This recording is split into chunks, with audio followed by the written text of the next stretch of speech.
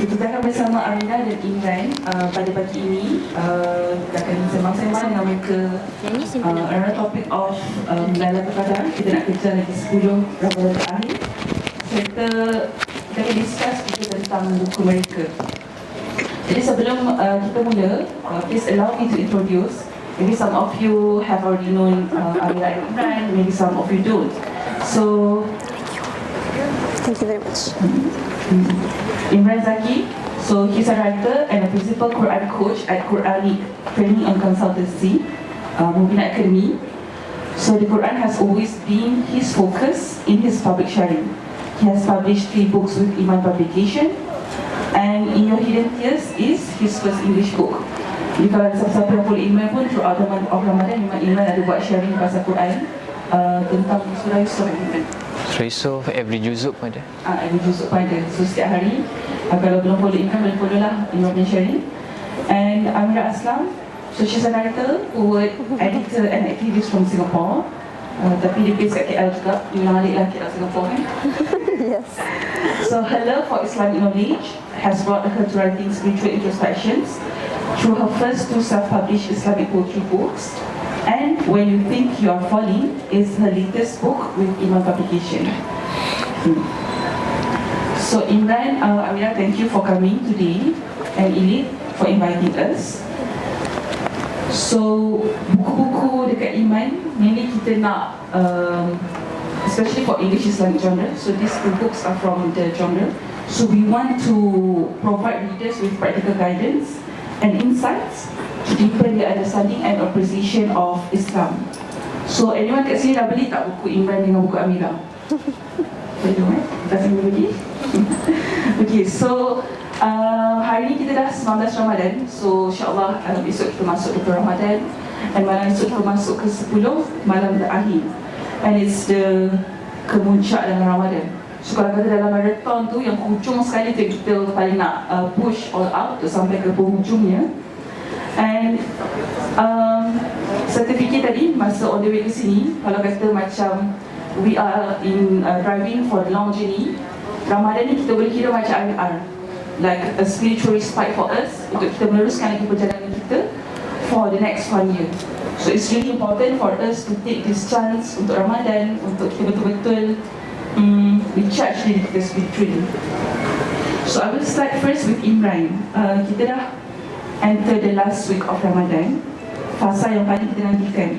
So maybe untuk permulaan ni, maybe Imran boleh kongsikan apa yang kebiasaan orang tahu tentang Lailatul Qadar, and like what should people know more about Lailatul Qadar. Assalamualaikum warahmatullahi wabarakatuh. Dan selamat pagi. Terima kasih Zahida, Amira, sahabat-sahabat, tuan-tuan, puan-puan, rakan-rakan sekalian. Terima kasih kerana sudi untuk bersama pada hari ini dalam sesi untuk kita merenungi reflection berkenaan dengan Lailatul Qadar khususnya, tetapi Ramadan secara amnya. Dia satu benda yang sangat cantik bila kita renung beberapa hal melibatkan Lailatul Qadar, ialah kita tengok pada surah Taha. Di awal surah Taha, sebagai base ataupun sebagai base perbincangan yang saya nak bawa pada hari ini, sebelum kita masuk pada surah Al-Qadar, ialah bermula pada surah Taha. Allah kata, Bismillahirrahmanirrahim, Taha ma anzalna alaikal Qur'ana litashqa. Taha, which is satu perkataan yang kita tidak tahu maksudnya apa, sebuah orientasi yang kita masuk di dalam Al-Quran. Kita akan jumpa beberapa surah yang akan memaparkan huruf-huruf muqatta'. Huruf-huruf muqatta'ah ialah satu huruf yang kita perlu renung sebagai satu ruang yang kita kena akui kita tak tahu semua benda. Itu ialah pace dia, ataupun itulah dia psikologi punya bayangan ketika mana kita masuk ke dalam ayat itu. Kemudian kita akan nampak juga ia juga memaparkan kepada kita berkenaan dengan ambil satu momen untuk merenungi dan juga mengakui ketidaktahuan. Itu ialah bahagian yang sangat penting, sebab bila kita Allah sebut khuliqal insana min ajal, manusia ini dicipta dalam keadaan terlalu bersegera, terlalu nak push, terlalu nak buat segala benda dalam keadaan cepat. Masalah dia ialah bila kita terlalu cepat, kita terlalu dia impulsif, dia terlalu bersegera dalam melakukan sesuatu. Kita tak merenungi, kita tak duduk sebentar sampai kita tak dapat faham apa yang kita buat sebenarnya apa. So bila kita terlalu laju, dia telah menyebabkan kita akhirnya kita tak faham kat mana yang sepatutnya kita duduk diam, kat mana sepatutnya kita kena ambil masa. Jadi huruf muqatta'ah juga, selain pada kita faham, kita tak tahu, dia ialah satu space untuk kita sebelum masuk satu ayat, kita ambil ruang dalam diri kita. Kita memang tak tahu semua benda. Kemudian Allah bagi tahu, ma anzalna 'alaikal qur'ana litashqa. Quran ni bukan diturunkan untuk rasa derita, untuk rasa berat. Jadi kadang-kadang kita baca Al-Quran, kita rasa macam kita ada tendensi untuk memikirkan yang kita tak cukup baik ke, kita rasa kita tak cukup pandai, kita tak cukup faham. Tapi ayat ni dia nak bagi tahu kepada kita, itu bukan rasa yang sepatutnya kita masuk ketika mana kita masuk dalam dunia Al-Quran. Kenapa kita perlu untuk faham dahulu sebelum kita pergi ke Lailatul Qadar dan juga Ramadan secara amnya berkenaan Al-Quran? Sebab memang Ramadan sekali sahaja disebut dalam Al-Quran, dan sekali itulah disebutkan digandingkan dengan Quran. Kita tak jumpa Ramadan dalam surah lain melainkan Al-Baqarah, surah yang memaparkan idea pasak dia ialah penyerahan, belajar untuk menyerah, bebaskan diri daripada ikut hawa nafsu kita. Sebab tu kalau kita tengok surah Al-Baqarah tu sendiri tentang sapi betina, dia bercerita tentang base dia ialah kita akan nampak semua benda yang dalam surah Al-Baqarah ni, lapis-lapis dia ialah berkenaan dengan orang-orang yang belajar untuk menyerah tunduk pada Tuhan. Ada orang yang menjadi munafik, iaitu dia tidak menyerah sepenuhnya tetapi kononnya di hadapan dia menyerah. So dia ada lapis-lapis, dia suka remehkan orang, suka rendahkan orang, suka senyum di hadapan orang, di belakang sangat happy bila orang ditimpa musibah. Dan juga lapis-lapis orang yang memang tidak mahu menerima dan tidak mahu menyerah. Termasuklah kaum Bani Israel itu sendiri, ketika mana mereka dapat satu berita ataupun untuk sembelih binatang tu, sembelih sapi betina, dia kata tak nak, dia cari-cari alasan. So itu ialah bahagian yang penting kita nampak surah Al-Baqarah itu tentang penundukan, tentang penyerahan. Dan di tengah surah Al-Baqarah itu cerita pasal Ramadan sebagai pasak untuk kita. Sebab Ramadan, puasa as-saum tu, dia punya maksud dia al-imsak, iaitu kita mampu menahan diri, kita mampu untuk bebaskan diri kita, tahan diri kita daripada kita ikut apa yang kita nak, dan kita menyerah kepada Tuhan yang lagi tinggi. Jadi kita sedang berada di tengah-tengah itu. Dan Allah bagi tahu bukan Ramadan sekali sahaja itu digandingkan dengan Quran, supaya kita akan balik semula kita tengok patutnya pandang Quran macam mana. So kita nampak kat surah Taha, cara pandang kita pada Quran, patutnya kita akan faham ayat ni secara mafhum mukhalafah, iaitu kefahaman secara terbalik. Bila Allah kata Quran tidak diturunkan untuk derita, maksudnya Quran diturunkan untuk bahagia. Itu maksud dia. Jadi bila kita baca Quran, patutnya kita rasa tenang, kita rasa nyaman. Dan dalam surah ni juga Allah bagi tahu berkenaan dengan Nabi Musa AS di awal-awal tu, kali pertama macam mana perasaannya menerima wahyu. Macam mana dia punya excited, macam mana dia punya happy, macam mana dia punya gementar, macam mana dia punya rasa risau. Dan itulah perasaan yang sepatutnya kita ada ketika mana kita diibaratnya sedang menerima Quran setiap hari, khususnya pada tarawih. Waktu tarawih, ibaratnya itulah proses wahyu yang turun kepada kita, proses mendengar. Sebab Allah, wa anakhtartuka fastami' lima yuha, dalam surah Taha, aku memilih kamu dan dengarkan apa yang aku wahyukan kepadamu. Dan dalam Ramadan, dia satu proses yang mana kita seperti Nabi Musa diperdengarkan wahyu lagi dan lagi dan lagi. Dan ketika itu kita dengan belajar duduk diam dan cuba untuk renungkan kembali apa yang selama ini kita lakukan. Sepanjang Ramadan ini, daripada awal kita ada semangat, ataupun sebahagian mungkin tak bersedia untuk masuk. Tapi kalau let's say kita punya dia punya pace ataupun dia punya graf tu, kadang-kadang dia akan naik sampai tengah-tengah kita dah start fikir benda lain, dah pergi beli baju raya apa semua, which is okay je, tak ada masalah. Tapi dia akan ada isu ketika itu spiritual kita. Dia dah ada masalah kenyanyukan spiritual, enzima. Dia dah ada kenyanyukan dekat situ. Sebab kita dah mula rasa macam kita dah masuk dalam ruang tarawih ni macam benda-benda biasa je. Sebab kita dah lalu 19 hari. So patutnya bila kita masuk 19 hari tu, dia dah jadi habit tau. Habit yang baik kepada cara kita bertindak untuk kita selalu kesankan diri kita selepas daripada buka puasa, kita solat, kemudian kita dah rancang untuk kita pergi masjid. Jadi bila kita dah rancang tu, habit tu bagus, Tetapi ada masalah bila habit tu terbentuk, ialah masalah rutin. Bila dia selalu diulang, dia akan ada kenyanyukan untuk kita menghargai dan menikmati benda tu. Dia macam bila kita bawa kereta kali pertama, itulah kali pertama kita ada spiritual punya perasaan. Ibaratnya macam wah, tekan gear, semuanya rasa excited. Ataupun baru kereta baru kan. Bila kereta baru rasa macam, saya baru ni test drive, terus saya macam sedap ni kereta ni, macam kita rasa excited dengan kereta tu, kita rasa macam best dengan kereta tu, sebab itu macam ibaratnya pengalaman spiritual baru sampai kepada kita. Tapi bila along the way, kita akan nampak yang kita makin hilang. Dan Ramadan di hujung itu Allah bagi tahu itulah puncak yang paling kita kena fokuskan. Dan Allah sebut inna anzalnahu fi lailatul qadr. Quran yang selama ni kita sebut pasal dia turun pada bulan Ramadan, yang sepatutnya menjadi satu atmosfera dalam kehidupan kita, yang tempat yang paling puncak untuk kita hargai ialah pada 10 malam terakhir, sebab dekat situlah dia turun. Jadi kita tak pasti kat mana yang dia turun sebenarnya pada waktu tu, tapi itulah waktu dia turun. Al-Quran tu turun pada waktu itu, ditakdirkan pada malam Al-Qadar. Sebahagian ulama menyatakan maksud Al-Qadar juga dekat sini ialah malam penyusunan, sebab Al-Qadar, qadar itu kira. Jadi itu juga yang kita akan nampak. Sebahagian ulama tafsir kata inna anzalnahu fi lailatul qadr wa ma adra kama lailatul qadr lailatul qadri khairum min alf syahr tanazzalul malaikatu warruhu fiha biizni rabbihim min kulli am. Maksudnya turun malaikat dan turun ar-ruh, which is ar-ruh ni dikatakan ialah malaikat Jibril, semuanya turun.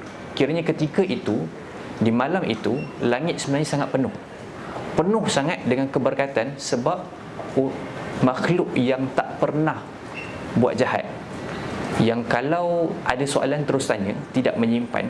Memang makhluk itu dia ada bertanya juga. Sebab tu kita nampak surah Al-Baqarah, dia tanya, kenapa kau nak ciptakan khalifah yang akhirnya akan keluarkan tumpah darah apa semua. Dia bertanya. Masalah dia ialah kadang-kadang orang tak bertanya, dia simpan dekat dalam, macam iblis. Dia simpan dekat dalam sampai kat hujung, akhirnya cakap, kenapa aku nak sujud dekat dia? Ana khairum minhu khalaqtani min nar wa khalaqtahu min tin. Kenapa aku nak kena sujud pada dia? Kau ciptakan aku daripada api, membara, panas, lagi bagus daripada tanah liat macam ni. Kenapa aku waktu benda tu dicipta, kalau kita tengok dalam Quran, iblis diam. Dia rasa macam, kenapa dia diam? Malaikat tertanya, dia tanya terus. So memang kita akan ada soalan berkenaan dengan takdir, soalan tanya, lepaskan. Dia akan simpan, pendam. Akhirnya kita akan senang untuk suuzon dengan orang, senang untuk bina satu konflik, relationship yang agak toksik dan sebagainya, sebab kita menyimpan dan memendam. So kita nampak dekat sini, malam ini, malam yang para ulama kata juga ialah malam yang sedang disusun atur takdir kita setahun, sampai bertemu dengan Ramadan yang nanti, Lailatul Qadar yang nanti. Kita tak tahu apa yang paling terbaik dalam hidup kita. Kita cuma mengharapkan takdir itu ialah takdir yang disusun atur untuk kita, ialah takdir yang kita boleh redha dengan benda tu. Jadi sebab tu ulama selalu kata, Nabi pun mengajarkan kita, Allahumma innaka afuwun karim tuhibbul afwa fa'fu anna. Aisyah tanya, kalau kita jumpa Ramadan, kalau kita jumpa Lailatul Qadar, apa benda yang paling kita kena buat? Paling jangan tinggal. Kata buatlah apa sekalipun, tapi jangan tinggal satu doa, Allahumma innaka afuwun, ya Allah engkaulah yang sangat pemaaf, afun tuhibbul afwa, dan sangat mencintai kemaafan. Mencintai ni maksud apa? Hub ni maksudnya kita mampu untuk menyerahkan diri kita. Kan kalau kita tengok orang yang mencintai seseorang yang lain, dia tak peduli pun dengan duit dia ke apa, dia boleh bagi, sebab dia dah serahkan dia punya energi dia, dia punya nilai dia boleh bagi apa saja kepada orang yang dicintai. So Allah kata, Allah mencintai kemaafan. Maksudnya, biarlah orang buat apa saja, aku boleh bagi kemaafan diri aku sepenuhnya untuk orang tu kembali okey. Dan Allah juga bagi tahu berkenaan Allah tu Ghafur Rahim. Allah bila maafkan, Allah sayang balik. Macam kita kadang-kadang bila kita dah maafkan orang, kita dah tak sayang ada orang tu kadang-kadang. Kita akan ada barrier, which is human, biasalah tu. Kalau kita tengok Nabi Yaqub, Nabi Yusuf pun ada barrier dengan abang-abangnya nanti. Lepas dia maafkan, dia ada barrier sikit. Bila Yaqub AS maafkan anaknya, dia pun cakap saufa astaghfirulakum rabbi, nantilah ayah maafkan, ayah tak boleh nak buat sekarang. So dia ada barrier sikit, dia ada benda yang human punya psikologi biasa. Tapi bila kita tengok Allah SWT, Allah bagi tahu Allah maafkan, Allah akan sayang macam dulu juga, sama juga. So innaka afuwun karim tuhibbul afwa fa'fu anna, maafkanlah kami semaaf-maafnya, hilangkan, bersihkan, supaya kita masuk dalam ruangan takdir yang baru, kita masuk dalam keadaan bersih dan bersedia untuk belajar menerima apa sahaja yang Allah nak ajarkan melalui takdir tersebut. Wallahu a'lam.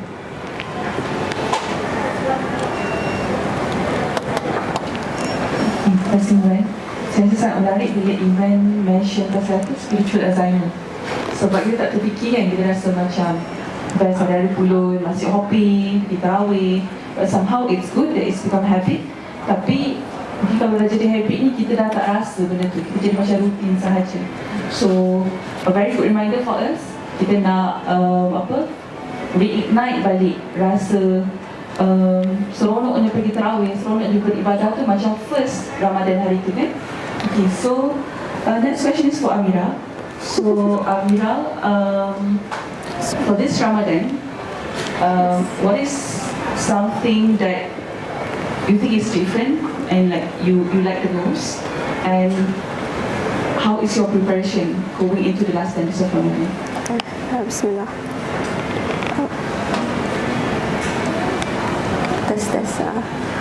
First of all, thank you Ustaz for coming, because you were like, kalau datang ni macam disappointing lah orang, because I'm like, they only have me, and I'm like, nope, I'm not going to live up to the expectation. So thank you for making it here, and for everybody for spending your Saturday morning with us. When I was taking notes from Ustaz's talk earlier, and I was like, can he just continue? Why should I get the mic? But since it's a responsibility, and I'm honoring everybody to come and hear me, so I shall speak a bit. So you're talking about what has been new this Ramadan for me, and I'm a big journaler, so every Ramadan I have a special Ramadan journal, and I will try to write every day about like whatever lessons I have or things that I hear and stuff like that. And I think this year, like a few days ago, I was writing about how something that's new for me this Ramadan is the sweetness of reciting the Quran. And I'm coming as someone who's not an asatiza, I'm not an ustazah, I'm just a regular person walking around the street, and I don't think I've ever, growing up I didn't have that love for the Quran, and this Ramadan, like when I was reading the Quran and the translation and going through it, like a few days ago, I just felt like for the first time ever, I feel like I want more and more. And I feel like something new that I don't think I've had outside Ramadan. Like it's always been like, okay, I need to read a few pages or read whatever. But this Ramadan, I'm like, every time I finish reading it, and then I do other things, and I'm like, man, I can't wait to go back to the Quran. I just like want to read some more, which is such a gift. And I pray, Ya Allah, that He keeps that for me, like throughout my life, inshallah. And I was wondering whether, when you're fasting, like, obviously with shaitan away also, that I feel like maybe the fasting has like emptied me for me to receive the Quran in a better state, because I think outside of it we're like, it's just one extra thing, but you're so full that you're not in a position to receive, and so I think in Ramadan, like it was, I probably my soul is like more open to receiving the Quran in a way that it should be received. And talking about the preparation for the last 10 days, so I've been keeping like a dua list, right? So every day if I think of someone or if I want something else, I like write down. So I was like, so I know last 10 days if I'm like don't know what to do, I'll take out my dua list to read. But like yesterday, I was just thinking about it. I was like, okay, actually one more list that I have to write is a gratitude list.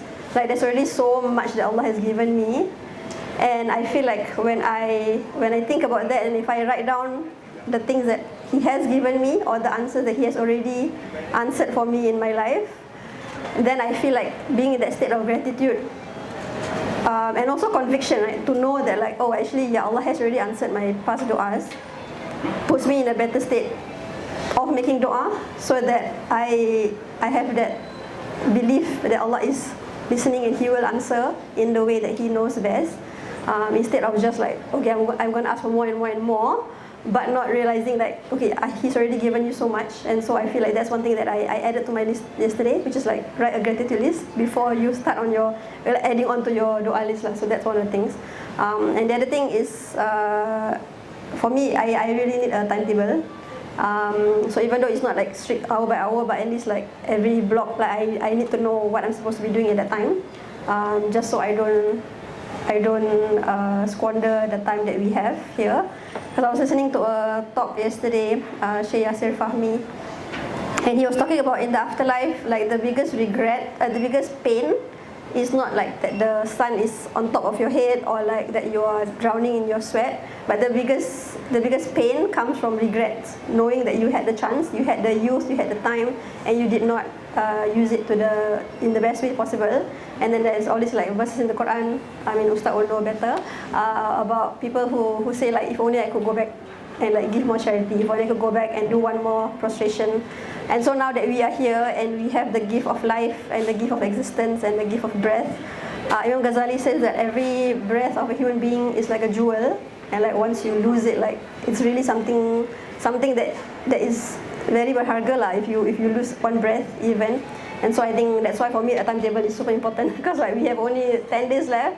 Subhanallah, it's just gone by so fast, and I'm sure like every time we think about Ramadan, like cepatnya, like that's really how we will feel at the end of our life, right? Like, what, I'm already 50, I'm already 60, like I'm 37, I'm like, what, I'm 37, how did that happen? Like I was just 17 yesterday, subhanallah. And so the way that we feel Ramadan is going by fast is the way that we will feel our life is going to pass by fast. And so, I mean, to me, I think like time management is like the essence of being a Muslim, honestly. So yeah, that's my preparation, inshallah.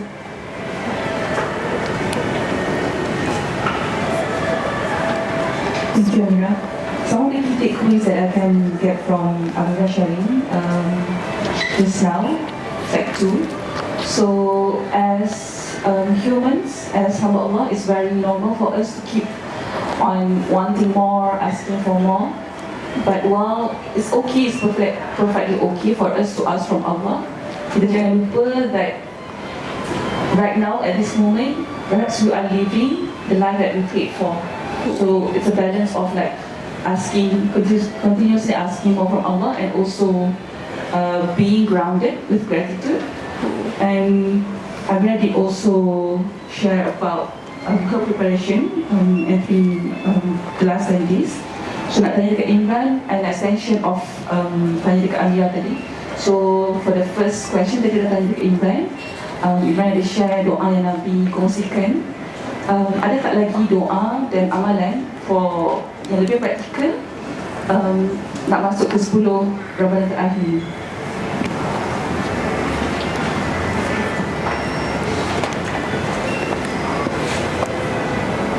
Kadang-kadang ada orang minta doa yang dia nak lain sikit daripada 10 malam terakhir. Saya nak lain sikit, selalu ulang-ulang doa sama, nak lain sikit. Tapi bila kalau kita tengok surah Al-Qadr, sebuah surah yang memang merangkumkan untuk gambarkan 10 malam terakhir tu macam mana, kita akan lihat sebenarnya dia bukan berkenaan dengan doa apa, tapi dia berkenaan dengan macam mana state hati kita tu, macam mana keadaan hati kita yang kita nak bawa di dalam ruang itu, dan apa karakter serta kesungguhan yang kita berikan pada 10 malam terakhir tu. Fokusnya pada itu. Saya selalu agak konsisten dalam bercakap berkenaan dengan hal ini. Saya suka untuk kita semua ada doa yang sangat simple, ulang sahaja doa yang selama ni kita doa, tetapi dengan lebih memaknai secara mendalam. Sebagai contoh, kita ada doa yang kita doa sebagai contoh, Rabbi shrah li sadri wa yassir li amri wahlul 'uqdatam min lisani yafqahu qawli. Itu ialah doa kali pertama ketika mana Musa alaihi salam, lepas dia dengar sahaja wahyu yang pertama itu, yang dia kena bertembung dengan Fir'aun. So dia dalam perjalanan nak balik kampung sebenarnya. Musa AS ni waktu tu dia kan berlari, kita tahu cerita dia. Dia berlari daripada Mesir pergi ke Madian. Dalam pelarian tu kita pun tahu dia antara doa dia ialah Rabbi inni lima anzalta ilayya min khairin fakir. Tuhanku, apa saja kau nak bagi kat aku, kau bagi je lah, aku dah patah dah ni. Fakir ni al-faqr, maksudnya tulang belakang kita patah. So kita tak tahu nak buat apa, kita dah patah, lantak lah nak bagi apa pun. Akhirnya dia jumpa dengan dua orang wanita tu, dan akhirnya dia kahwin dengan salah seorang, duduk 10 tahun dekat situ. So dia punya plan nak balik kampung ya, balik Mesir. Dia ada mak lagi kat sana. Dia ada adik, dia ada abang. Harun tu abang dia. Dia ada kakak dia. Dalam cerita dalam Quran memang tunjuk dia ada kakak, dia ada abang, dia ada family. So dia just 10 tahun tak balik, nak pergi kampung. So dalam perjalanan tu dia sesat. So dalam surah Toha paparkan dia memang tengah cari sesuatu untuk bagi keluarga dia boleh stay jap kat malam tu. Tu dia nampak ada api kat ujung sana. Inni anastu nara la'alli atikum minha biqabasin aw ajidu 'alan nari huda. So dia cakap dengan keluarga dia, duduk sini sekejap. Abang nampak ada api kat situ. Dia cakap dengan isteri dia, cakap dengan anak-anak dia. Abang nampak ada api dekat situ, mungkin boleh ambil. So dia pergi ke sana. Dekat situlah kali pertama yang Allah kata, Musa, Anallah, aku ialah Tuhan. Anallahu la ilaha illa ana fa'budni wa aqimis salata li dhikri. Tunaikanlah salat. Musa dah cakap dengan Allah dah. Musa dah keakraban dia sangat. Tapi benda yang paling pertama Nabi Musa AS diperingatkan ialah salat dan ingat. Salat dan ingat. Salat dan ingat. So ini ibaratnya macam, kalau saya tarik balik kepada cara faham kita, kita masuk kepada luang Ramadan, macam seakan-akan kitalah Musa yang menerima wahyu itu.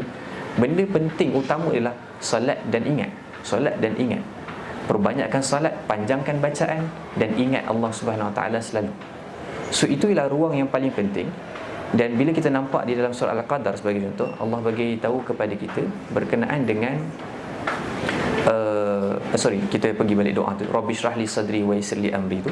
So waktu tu Nabi Musa AS diberitahu untuk kena jumpa balik bapa angkat dia. Ada dua pendapat lah sebenarnya. Saya bergaduh sikit dengan Hafizul Faiz pasal benda ni. Dia pendapat yang kedua, saya pendapat yang pertama. Dia ada benda yang basically, biasa kita akan faham Fir'aun ialah bapa angkat dia. Tapi ada juga pendapat yang kedua, which is ada sebahagian ulama tafsir juga mengatakan itu bukan bapa dia, itu ialah orang yang dia membesar bersama, anak kepada bapa dia. Dan kalau kita tengok cerita Moses yang menggunakan Bible punya periwayatan, kita akan nampak yang dia lawan tu, fight tu ialah saudara yang dia membesar sekali. So dia macam ada conflict of interest dalam family yang ada power. So siapa yang akan naik dulu. So dia memang daripada awal dia dah gaduh dengan Musa sebab dia ni Bani Israel, aku Bani Kibti. So tapi perlawanan tu real. Maksudnya dia nak jumpa dengan, dia sama ada dia nak jumpa dengan bapa angkat dia ataupun nak jumpa dengan abang saudara dia sendiri. Saudara macam kita pun kalau kita bergaduh dengan adik-beradik, nak berdepan susah juga kan. Jadi ada tu lah, dia bukan benda yang besar sangat, tapi dia isu dalam tradisi sejarah orang belajar pasal Egyptology lah, yang kita nampak ada perbezaan pendapat kat situ. So waktu kita orang gaduh tu, dia tunjuk lah, tengok dekat London, tengok dia punya tahun ni dengan tahun ni sepatutnya Ramses II, yang ni Amrul Khalid. So dia macam okey, tapi kami memang dalam office kuat gaduh pasal benda macam ni. Tapi point dia bukan itu. Point dia ialah bila dia nak bertembung balik dengan sama ada bapa angkat dia, saya prefer bapa angkat dia lah. Dia nak jumpa balik abusive father tu. Bila nak jumpa balik, dia rasa macam berat sangat, dan dia doa Rabbi shrah li sadri wa yassir li amri, lapangkanlah, bagi dia tenang. Wa yassir li amri, mudahkanlah urusan. Ini ialah doa dia di dalam ruang dia menerima wahyu dan dia doa tu. Ibaratnya macam ada satu benda yang penting juga kita buat. Bila kita dengar Quran, kita ada doa selepas. Selepas dengar Quran, kita sebut Rabbi shrah li sadri wa yassir li amri. Ataupun lepas kita dengar Al-Quran, kita macam mohon ampun. Itu juga salah satu tradisi seperti Nabi Yaqub sebagai contoh. Bila dia sebut pasal musibah, akhirnya dia kata Allah je lah yang boleh tolong, Allah je lah boleh jaga. Baru ni saya bual dengan mak saya pun, saya ternampak glimpse of that. Macam dia cakap bila bual pasal ada konflik sikit, kemudian dia cakap tak apalah, Allah tahulah apa kita rasa. Jangan risau lah, Allah tahulah. Lepas tu dia borak balik dekat ujung tu, jangan risau Imran, Allah tahu. Dia sweetness tu, dia sentiasa ikat balik semua benda apa yang kita lalu tu dengan menyebut sifat Allah Subhanahu Wa Taala. Kita balik pada soalan, so doa apa nak baca? Saya selalu akan sebutkan perbanyakkanlah doa yang Nabi SAW ajarkan kepada Aisyah radhiyallahu anha. Dan kalau kita perhatikan, banyak doa-doa yang Nabi ajarkan, banyak doa simple. Sebab yang point yang paling penting ialah dia bukan complicatednya perkataan, tetapi betapa dalamnya makna. So bila kita nampak, kalau kamu ada 100 orang yang sabar, apa ya dia? Ishruna sabirun mi'atain, kemudian 100 orang yang sabar boleh lawan 1000 orang yang tak sabar. So dia bukan isu 1000 ataupun 100 boleh ke lawan 1000 dalam perang Badar. Dia bukan isu tu. Isu dia ialah dia jumlah tu Allah nak bagi tahu besar sangat, terlalu besar. So kamu berdoa pada malam itu, kamu minta pada malam itu ketenangan dia, keamanan dia, proses dia. Sebab Allah tahu apa doa yang paling wajar untuk dimakbulkan segera, apa yang perlu ditangguh sekejap, apa yang akhirnya kita dapat dari tu qadar ni, confirm ni 10 malam terakhir tak pernah tinggal. Tak makbul pun doa. Terus macam tak makbul pun doa, apa masalahnya kan? Pun tak kena ni kan. Dia bukan isu tu. Isu dia lah kita nak masuk dalam waktu disusun takdir tu, doa kita tu masuk sekali dan dia masuk dalam proses yang sangat cantik, yang kita tak tahu apa yang paling tercantik Allah susunkan untuk kita. Kita nak macam tu. So itulah kefahaman kepada kita nak masuk doa di dalam ruang yang Allah sedang menyusun takdir pada kita sampai tahun hadapan tu. So kita nak takdir kita itu, kita selit apa yang kita mahu tu, mudah-mudahan dia akan masuk dan Allah SWT akan susun yang paling tercantik, yang paling terbaik, yang paling kemas untuk diri kita. So dia, nanti kita macam bila nak claim, dia bukan pasal benda tu. Dia lebih manis dan lebih berharga daripada benda tu, dan dia lebih dalam daripada benda tu. Jadi, seperti saya sebut balik tadi, doalah apa-apa saja, bacalah apa-apa saja, biarlah sedikit tapi dalam kita faham benda tu. Termasuklah kadang-kadang orang baca doa, kadang kalau pergi, kadang-kadang qiyamul lail ni, kadang-kadang kita pergi masjid, kita ada tengok imam sebagai imam, waktu dia baca Rabbana atina fid dunya hasanah fil akhirati hasanah wa qina adzabannar, tu je nangis dalam. Sebab dia macam, ya Allah, hasanah ni maksud dia ialah dia nak cantik semua benda. Dia kata, ya Allah, jadikanlah dunia aku ni fid dunya hasanah, cantik semua benda. Susah macam mana pun hidup, aku sentiasa dalam track yang cantik je, dekat dengan Tuhan. Masih cantik, masih okey. Dia kalau dalam keadaan sukar macam mana pun, dia tak bawa kita kepada kekufuran. Dalam keadaan senang macam mana pun, dia tak bawa kita kepada kesombongan. Kita dalam track record yang cantik saja. Kita ada rasa qanaah, rasa cukup. Tetapi dalam masa sama kita boleh belajar untuk cari lebih banyak, untuk menyumbang lebih banyak, tetapi dalam masa sama boleh bersyukur dengan lebih banyak. Kemudian kita nak akhirat kita tu pun cantik je. Macam tadi Puan Amirah sebut berkenaan dengan di hari akhirat itu, benda yang paling berat dia bukan berkenaan dengan gambaran-gambaran tentang panasnya apa tu. Ia berat juga, itu berat, benda tu real, berat. Tetapi yang lebih dalam ialah memang kita nampak dalam Quran, orang-orang mengulang-ulang, aduh menyesalnya. Kita tak nak, suasana tu tak cantik. Kita jumpa orang ataupun kita hadapan dengan satu hari, kita banyak menyesal. Hari tu tak cantik, hati tu buruk sangat. Kita tak nak akhirat kita buruk. Kita nak akhirat kita hasanah, cantik secantiknya. Wa fil akhirati hasanah wa qina adzabannar. Terlindung daripada api neraka. Dia bukan, nar tu bukan hanya api neraka, tapi sifat neraka tu yang masih ada kat dunia. Nar tu, dia juga maksud dia ialah unstable. Api yang keadaan unstable, senang goyah, senang kocak. Dia bukan hanya ketika di akhirat, ketika di dunia, kadang-kadang kita senang sangat melempiaskan sampai rosakkan orang lain, cakap benda yang buruk, apa semua tu. Itu juga nar yang mungkin ada terlekat ketika di dunia. Sebab tu tak sebut wa qina adzabannar fil akhirah. Wa qina adzabannar. Dia untuk dua-dua, fid dunia dan akhirah tu, dia ada nar yang kadang-kadang dia terangkum pada diri kita. Kita nak lepas daripada dua-dua tu. Jadi doalah sebanyaknya, walaupun simple tetapi memahami dengan yang dalam. Zikir sebanyaknya. Saya istighfar, permohonan ampun ialah benda yang paling besar untuk kita lakukan sepanjang daripada 10 malam terakhir. Nabi SAW, orang yang maksum dipelihara, Nabi tak pernah tinggal satu hari sekurang-kurangnya 70 hingga 100 kali istighfar. Dan istighfar memang buka pintu yang sangat besar. Allah kata dalam surah Nuh, فَقُلْتُ اسْتَغْفِرُوا رَبَّكُمْ إِنَّهُ كَانَ غَفَّارًا يُرْسِلِ السَّمَاءَ عَلَيْكُمْ مِدْرَارًا.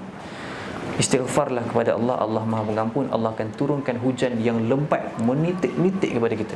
Hujan tu selain daripada simbolik kepada tanah yang kering, jadi lebat, jadi boleh bertumbuh. Itulah diri kita dalam keadaan tak jumpa jalan. Akhirnya kita keluar buah balik, kita nampak balik jalan. Rezeki turun, kita akhirnya nampak rasa lega, idea keluar. Adalah cara nak selesaikan masalah-masalah kita tu. Istighfar jalan dia. Itu antara benda yang kadang-kadang bila ada benda tak kena je macam terfikir, jap, lah rasa tak istighfar, tak duduk diam istighfar ni. Duduk jap, istighfar. Macam tu lah. Wallahualam.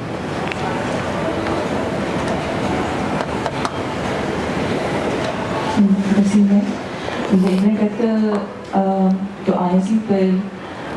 Saya teringat ada perkongsian daripada seorang ustaz. Ustaz itu kata Nabi tak pernah khususkan kena khatam berapa kali, kena solat berapa banyak jumlah yang spesifik dalam Ramadan. Jadi ikut kemampuan kita, and apa yang lebih penting adalah kita memanai apa ibadah yang kita lakukan dan juga apa doa yang kita minta kepada Allah.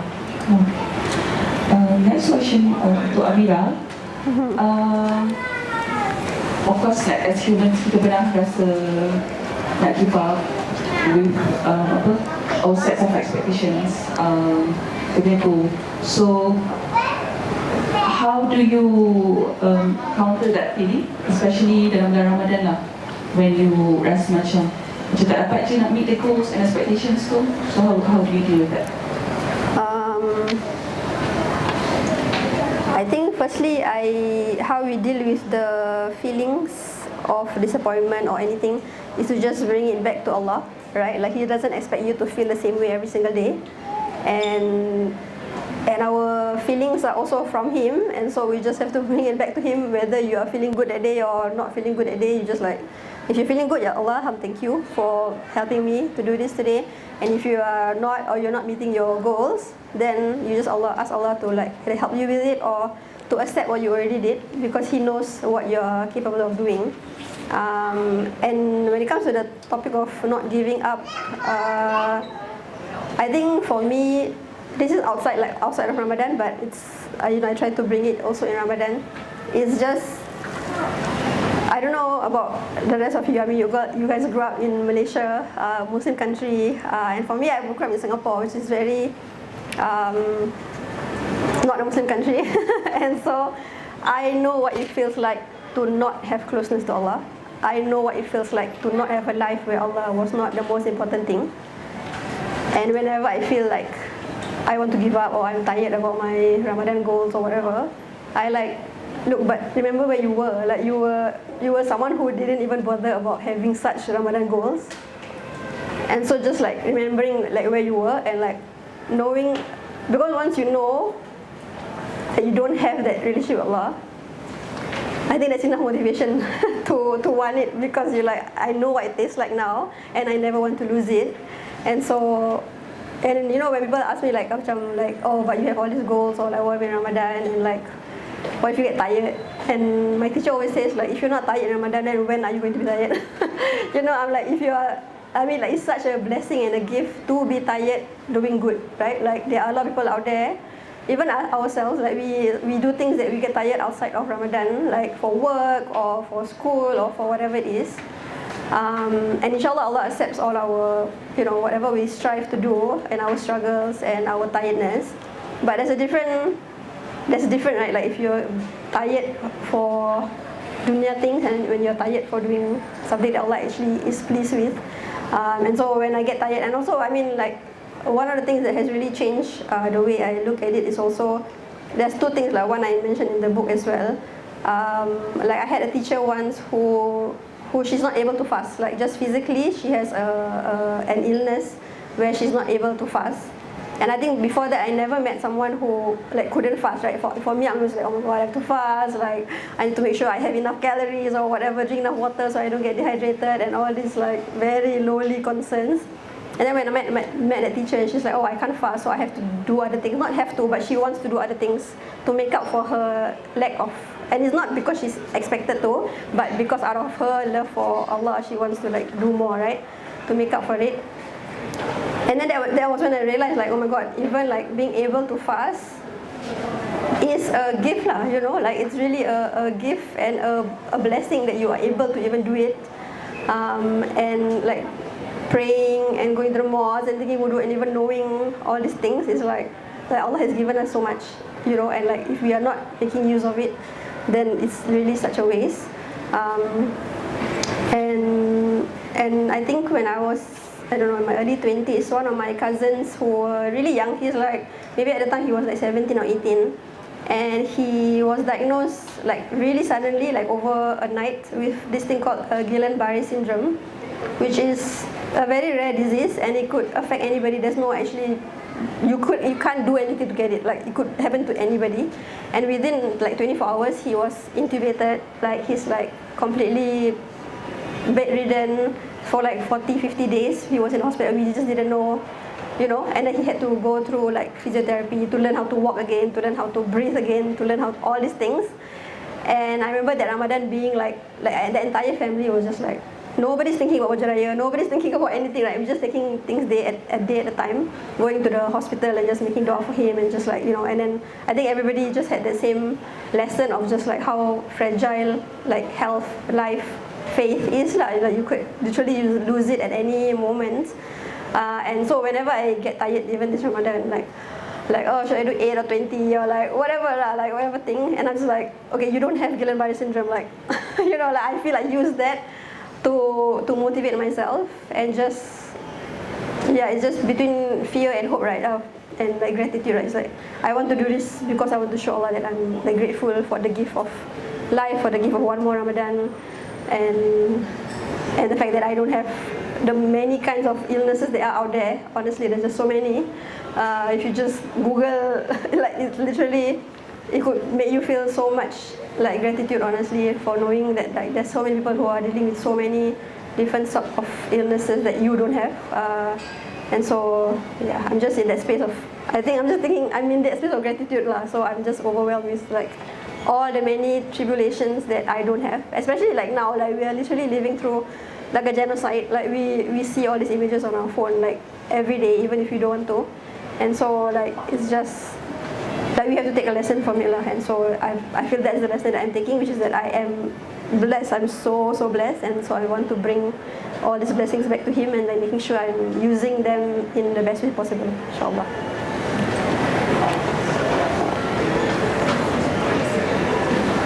InsyaAllah, thank you Amira. Bila you did mention about fear and hope, teringat ada juga seorang ustaz ni, dia cakap pasal takwa. So dalam Quran, bila Allah cakap tentang ayat perintah puasa, pada dunia lah, mudah-mudahan kita menjadi orang yang bertakwa.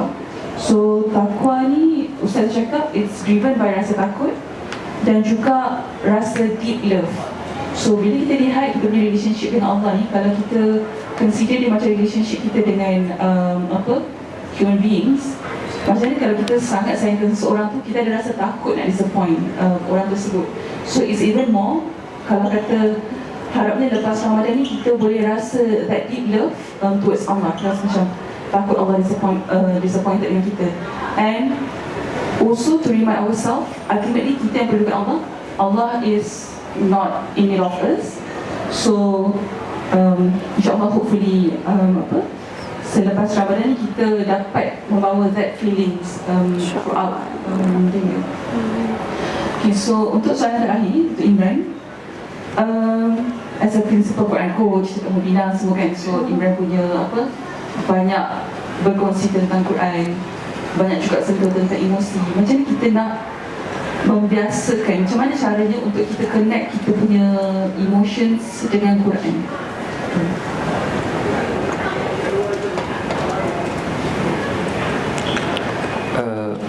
Quran memang sedang dan selalu bercakap tentang emosi kita. Selalu. Kita akan nampak dalam pelbagai surah, pelbagai juzuk. Saya direzekikan tahun ni, saya betul-betul dapat mengamati setiap hari satu juzuk demi satu juzuk. Selepas saya decide untuk buat satu sharing dekat Instagram, TikTok berkenaan dengan setiap juzuk tu. So walaupun video tu 3 ke 5 minit, tapi saya allocate masa saya lebih kurang hampir 2 jam ke 2 jam setengah ke 3 jam untuk saya baca, saya renung, saya tengok terjemahan English, saya tengok terjemahan Melayu, saya tengok sebahagian saya tengok terjemahan Turki, macam mana dia orang terjemahkan. Kemudian saya akan tengok tafsiran Arab, saya tengok tafsiran English, saya tengok beberapa bahagian.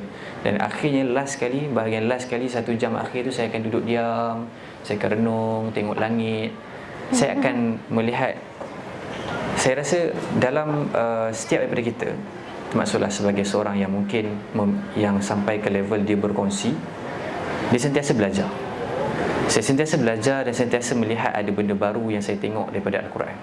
Dia ialah laut yang kita takkan pernah habis dalam menyelam.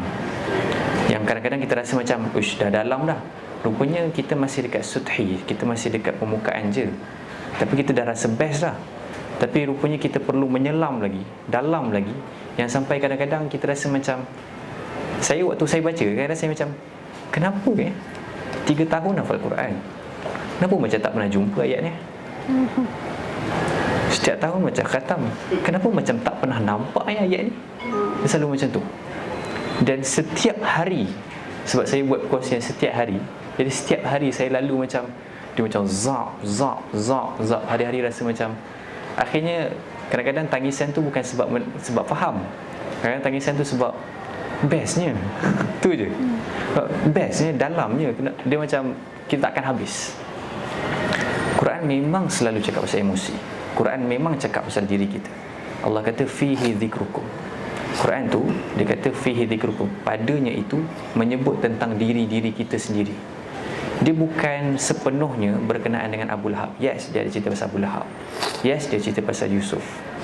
Yes, dia ada cerita pasal Yaqub. Yes, dia ada cerita pasal Musa.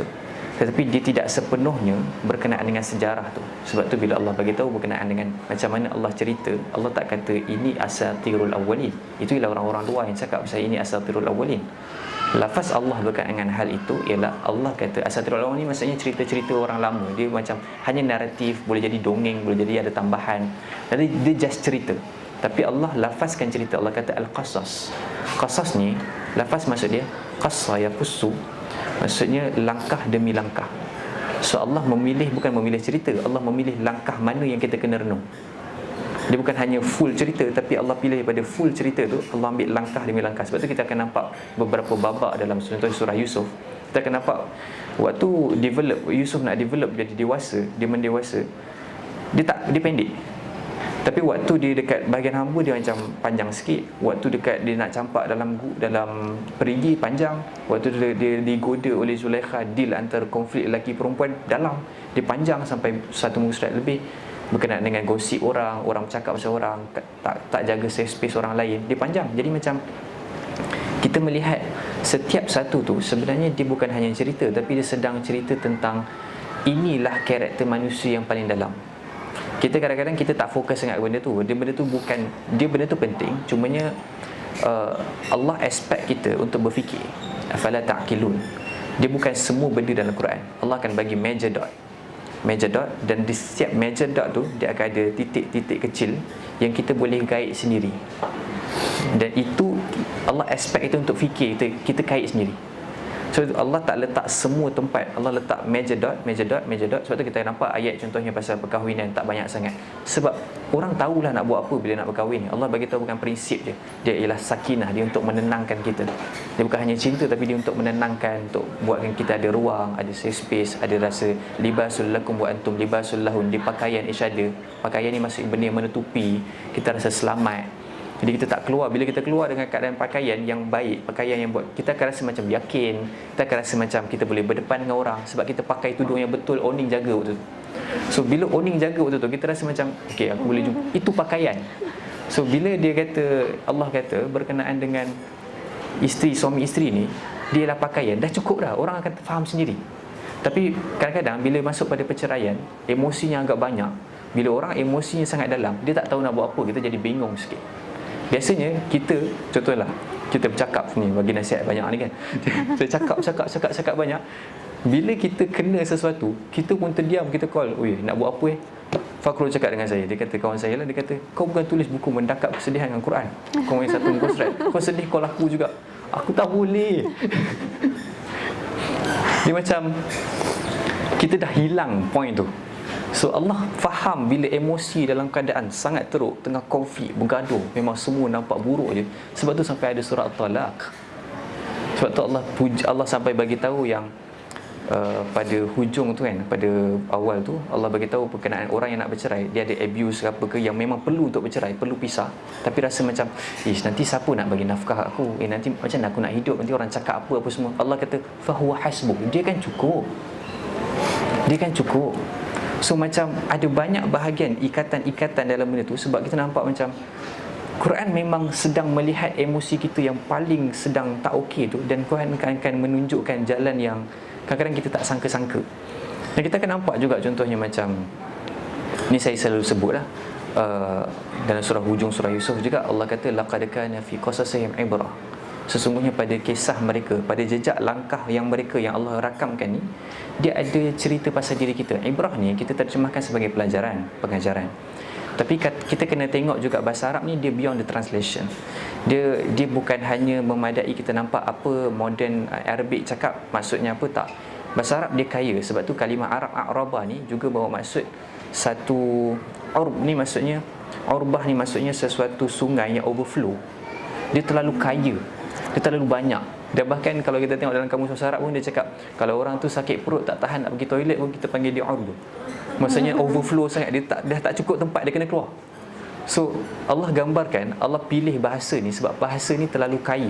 Jadi bila kita tengok satu perkataan, kita bukan hanya memadai satu tu, kita kena ambil masa untuk fikirkan kenapa ya perkataan ni digunakan macam tu. So which is benda tu perlukan kepada bantuan orang yang belajar lah. Kemudian bila Allah kata ibrah ni, maksud akar dia lah penyeberangan. Kalau saya boleh menyeberang ke sana, saya panggil abartu.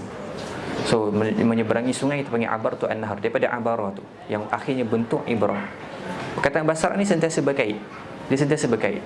Dia idea dia ada, kemudian dia akan bentuk banyak terbitan-terbitan. So daripada terbitan yang lain juga Allah bagi tahu digunakan juga ubrun, maksudnya sesuatu yang daripada abstrak berpindah kepada realiti. Tangisan kita dia bermula daripada kesedihan dekat dalam ataupun kemarahan dekat dalam. Ada orang marah akhirnya keluar air mata. Ada orang sedih akhirnya keluar air mata. So kita panggil benda tu sebagai ubrun, perpindahan daripada alam abstrak di dalam ini sedang berpindah dimanifestasikan dalam bentuk air mata. Kita panggil ubrun juga dalam bahasa Arab. So Allah kata cerita ni dia ada ibrah. Maksud ada ibrah, kamu boleh nampak diri kamu menyeberangi dalam cerita tu, diri kamu sendiri. Tangisan mereka bukan tangisan mereka sahaja, tangisan kita. Dilukai oleh seseorang, ditinggalkan, dipinggirkan oleh abang-abang Yusuf contohnya. Abang-abang Yusuf dipinggirkan dalam keadaan dia tak sure apa salah dia, dalam keadaan tiba-tiba tak nak orang cakap dengan dia. Antara isu kalau kita study mungkin ada isu generational trauma, which is ada isu mak tak puas hati dengan mak sebab dia family poligami kan. So dia ada ibu kepada Yusuf yang Bunyamin ni, dia lain dengan ibu dengan abang-abang ni. So ibu ni selalu macam kata dia ada masalah dengan ibu ni. Akhirnya dia bawa kepada generational trauma yang dia benci juga kat dua orang ni. So dia ada kadang-kadang benda tu make sense, kadang-kadang benda tu tak make sense. Dia ada certain yang make sense. Contohnya macam bila kawan saya, kenalan saya dekat Bosnia, dia cakap kau boleh berkawan tak dengan kawan-kawan dekat Cruz? Aku kata susah sangat nak kawan. Sebab apa? Nenek aku, dia cakap nenek aku kena rogol oleh askar daripada tentera diorang. Atuk-atuk diorang rogol nenek aku. Ada yang ayah-ayah diorang rogol mak-mak aku. So macam mana aku nak baik dengan anak diorang? Dia itu kita panggil generation trauma. Kebencian yang kadang-kadang dia bukan sebab direct tapi sebab generasi. Tapi ada yang make sense, ada yang tak make sense. Biasalah tu kadang-kadang gaduh masih lemak je sama mak-mak ni kan. Tapi dia sampai cucu tak nak kawan tau. Yang tu tak make sense lah. Kita kena clear lah benda tu. Kita kena jujur. Quran mengajar kita untuk belajar jujur dan duduk diam. Quran juga cerita berkenaan dengan emotion validation, sedih, orang rasa tak mampu nak buat, rasa macam tak boleh go. Quran juga cerita tentang orang yang tidak mampu mengawal kemarahan dia dan akhirnya rasa silap buat. Macam Musa AS antara model ataupun wajah yang Allah gambarkan dia sensitif sikit. Dia lain sikit dengan Nabi Yusuf. Nabi Yusuf ni pendam kuat sikit. Nabi Yaqub pun dia rasa macam dia ada family dia ada. Sebab tu kalau kita tengok behavior kita dia ada kaitan dengan biologi juga. So kalau kita tengok Yaqub AS dia pendam, Nabi Yusuf pun dia kuat pendam juga. Dia agak pendam sikit. So kalau kita tengok Musa AS dia agak open sikit dan dia agak sensitif sikit. Sebab dia ada mungkin isu dynamic family. Sebab dia membesar, dia lahir daripada keluarga Bani Israel, kemudian dia berbesar dekat keluarga Bani Kibti, dan mak dia datang hari-hari, which is dia ada complicated sikit punya isu family. which is dia nampak kawan-kawan dia daripada Bani Israel semua kena hentak, dia jadi baik. Jadi dia macam dia ribut sikit di dalam tu. Sebab tu antara doa yang dia minta Rabbi syrah li sadri tu kan, sebab dia memang dia ada ribut sikit kat dalam dia. Dia kata bagi lapanglah dada aku ni. Sebab padahal dia dah umur 40 tu. Dah lama dah ada anak, dah travel jauh, tapi dia masih minta bagi lapang. Sebab apa? Kita kadang kita rasa macam lalu hidup ni kita dah boleh lapang dah, rasa macam senang nak tenang. Tak ada apa dah sangat. Tapi dia ketika umur tu dia maksudnya dia masih struggle untuk bagi dia lapang. Even dah umur nanti puluhan tahun pun, nanti waktu dia keluar dengan Harun tu, ada satu waktu tu tiba-tiba dia turun daripada gunung tu dia ambil wahyu Taurat. Tiba-tiba dia nampak orang lain sembah Baqarah. Sembah Baqarah, dia macam dia pergi dekat abang dia Harun, dia hentak Taurat, tang. Dia cekik. Allah rakam dengan Quran. Dia macam cekik. Sensitif. Dia rasa macam kau buat apa ni sampai orang boleh syirikkan Allah dekat depan. Dalam tempoh 40 hari kau jaga, boleh berlaku macam ni. Dia marah. So it's about our anger, our sadness, our fear. Banyak benda yang kita lalui dalam hidup ni, dia memang kita akan nampak diri kita dalam Quran. Cuma kita kena duduk diam sekejap, baca sekejap. Dan kadang-kadang biasalah waktu awal-awal kadang-kadang kita perlukan bantuan. Quran kita akan ada sentiasa direct access. Tetapi direct access ni kadang-kadang kita akan dapat full dia bila kita ada mahir bahasa Arab. Tapi kalau kita tak mampu untuk full dia, sebahagian kecil pun boleh sikit-sikit. Dan kita boleh dapatkan bantuan lah. Seperti macam adalah orang-orang yang dalam bidang tadabbur dah mula tulis Quran, mula tulis tulisan berkenaan tadabbur Al-Quran. Jadi boleh ambil ruang tu untuk renung. Sebab itulah satu bantuan kita lah kepada benda tu. Untuk orang yang mungkin belajar dalam bidang ni, dia kena aktif lagi lah. Sebab lebih ramai lagi orang yang dia nak kan. Tapi orang yang mahir ataupun orang yang mampu tu, dia sikit. Kita ketandusan. So mungkin ada yang student yang mungkin tengah belajar ke apa kan, boleh consider lah untuk ambil bidang tafsir. Untuk tambahkan lagi satu atmosfera yang baik supaya membantu rakan-rakan kita yang jaga fardu kifayah lain. Sebab kita kena jaga fardu kifayah satu negara ni macam-macam. Kena ada yang jaga bahagian tafsir, kena ada jaga bahagian akademik, kena ada engineer, supaya dia developkan keadaan baik. Ada orang yang jaga bahagian maknawi seseorang, ada orang ingatkan, ada orang dia kena sangat stabil dan sangat seimbang. Jadi boleh bincang-bincangkan ayat ni yang pulanglah dekat Tuhan tu. Tuhan itulah yang susun takdir. Tuhan itulah yang urus semua benda. Tuhan itulah yang lembut je dalam takdir dia. Kita rasa macam keras, tapi sebenarnya dia senang lemah lembut dalam mengajarkan kita sesuatu. Dan kita kena lalu benda tu. Kita kena lalu benda yang tajam, yang dia macam bilah-bilah jarum yang menusuk dekat wajah kita. Dia macam tajam kan. Kita kena lalu benda tu kadang-kadang.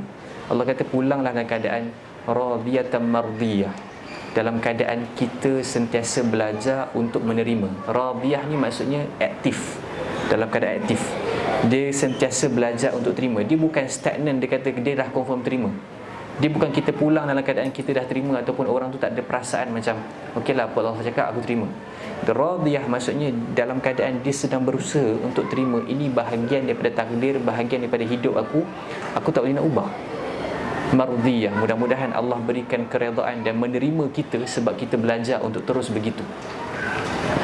So bertanya kepada Tuhan dengan adab ialah dia about kita punya perasaan, adakah kita nak menyalahkan ataupun kita nak luahkan.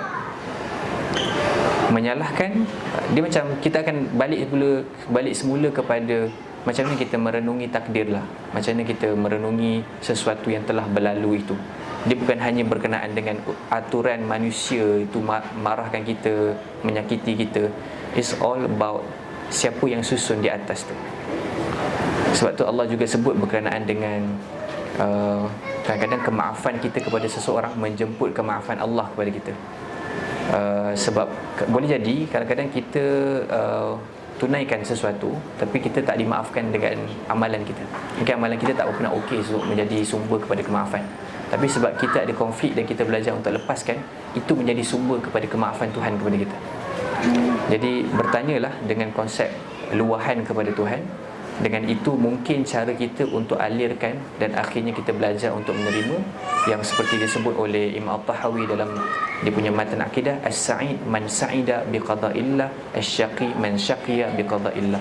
Orang yang benar-benar bahagia dalam hidup ni, orang yang bahagia dengan apa yang Allah susun. Orang yang derita dalam dunia ni, orang yang tak boleh terima dan derita sangat dengan apa yang Allah susun. Jadi kita kena belajar untuk masuk ke dalam ruangan tu. Mudah-mudahan kita boleh hidup dalam proses yang baik lah, insyaAllah. Terima kasih. Okay, kita buka kepada satu soalan lagi. Dalam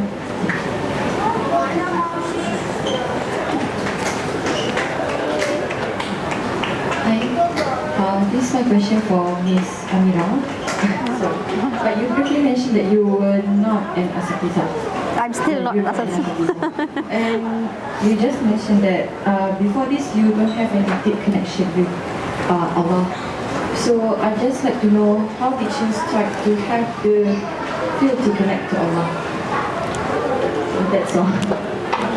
Because actually I'm also just like transitioning from someone who not so good, obviously to be better right now. So I'm looking for points on how I can get better. I'm currently studying with time, but I feel like I need to have more knowledge of it, more guide to it. Yeah. Thank you.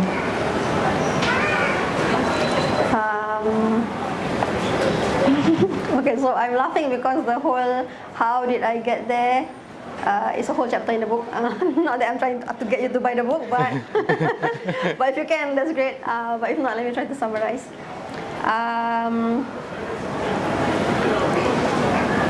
So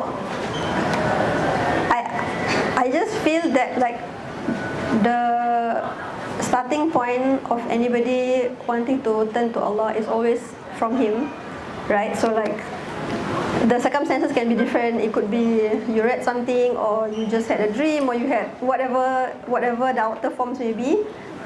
The bottom line is, and this is what Habib Al-Jufri said before. Like, I mean, like years later, I read a book when this is what he said. Like he said, like that very starting point is always Allah giving you that feeling. He throws that into your heart.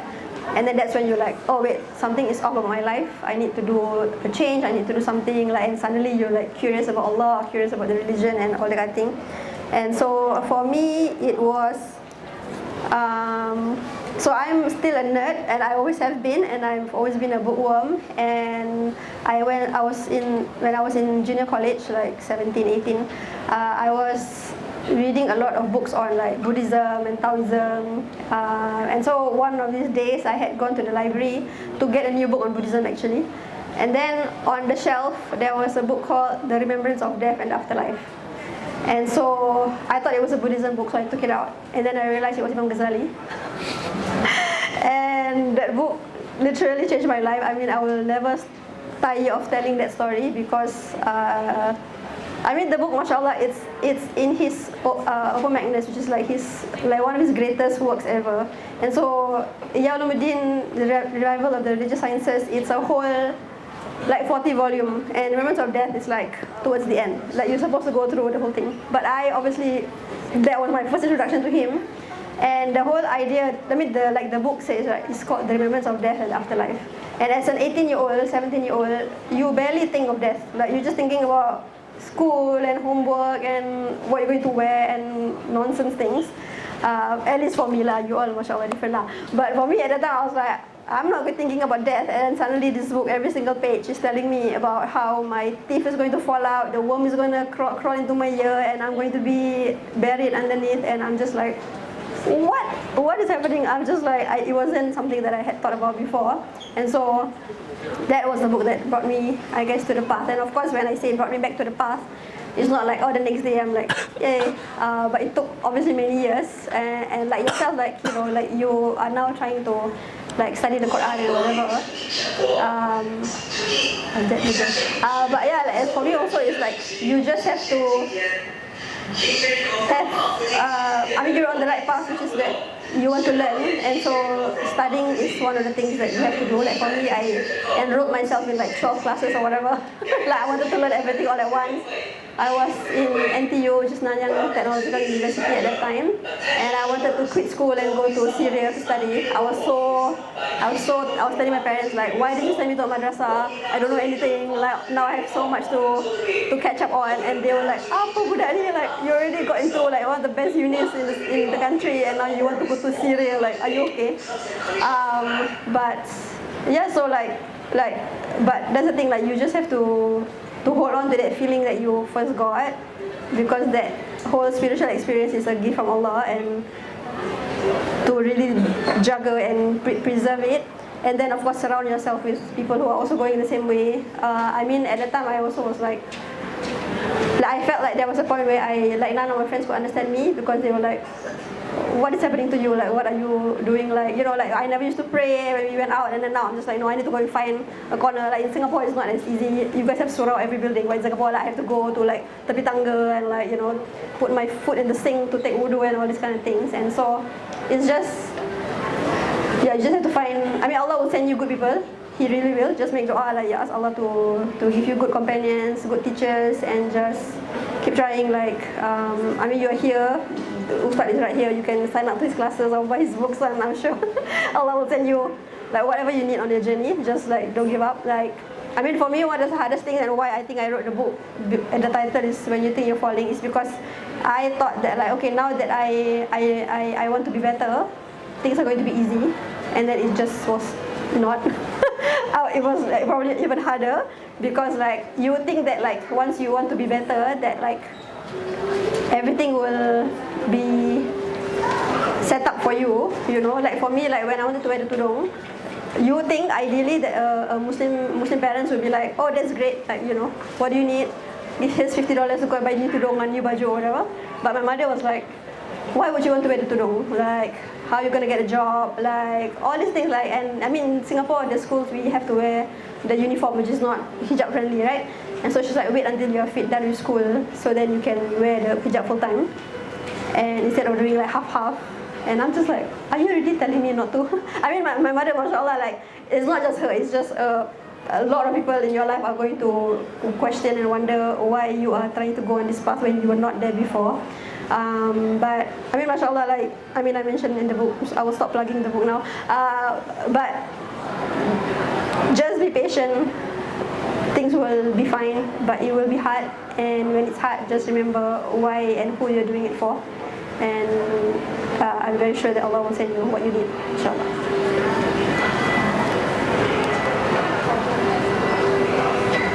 Okay, so kita dah tutup soalan. Thank you so much untuk yang berbagi soalan. Saya nak share ada elite promotion untuk setiap pembelian buku-buku daripada Iman. Akan dapat sampul duit raya dengan raya ni, and also non-member and white member will receive 10% off, and gold and black member will receive 15% off when you purchase any Iman book from Forum Backwall. So itu message daripada elite untuk elite promotion. Terima kasih. Sekarang kita nak jemput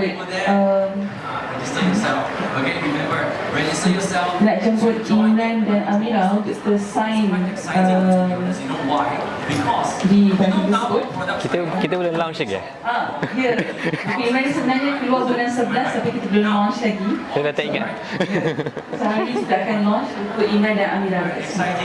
So all you need to do is just $1, just pay $1. So right now, in order to enjoy the privilege, right, you need to register yourself, and afterwards, Okey ke Mas? Jatuh sekarang Mas. Okay, aside from that, Saya lu. for those who are interested, you do can come over here Dekat mana? and check out the products right here on display. Dia dekat mana? Bawah ke? Atas ke? Our sales is Sini kan? very, very Should be here kan? professional. You can speak all kinds of languages. Thank you. Bismillah. Saya tak boleh tulis sini. Saya kena tulis sini. Two more things that we'd like to highlight. Tak kanan. Number one is will be get your JWC. Pakai. Okay, so kita jemput Oh, syukur. Of course, everyone wants it, even me as well.